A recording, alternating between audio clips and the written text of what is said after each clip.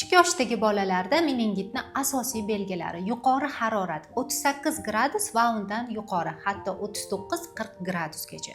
Bosh og'rig'i asosan boshni harakatlantirganda yoki yorug'lik ta'sirida kuchayadigan og'riq va keyingisi kuchli qusish.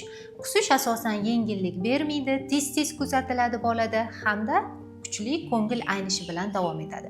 Bundan tashqari bolada holsizlik, ishtahani yo'qolishi, ya'ni hatto ovqatdan bosh tortish holati, yorug'likdan qo'rqish, bo'yin og'rig'i kabi belgilar bilan kuzatiladi. Bunday belgilarning barchasi qizil bayroqlar hisoblanadi va bular darhol vrach ko'rigi zarurligini bildiradi. Kasallikni oldini olish uchun nima qilish zarur? Eng asosiysi bu gigiyena hisoblanadi. Ya'ni bolani qo'lini tez-tez yuvdirish, bundan tashqari kasal bo'lganlarni alohida ajratish va kontakt bo'lmasligi uchun odam ko'p joylarda bo'lmaslik. Va eng asosiysi va samarali usul bu kasallikka qarshi vaksina olish hisoblanadi.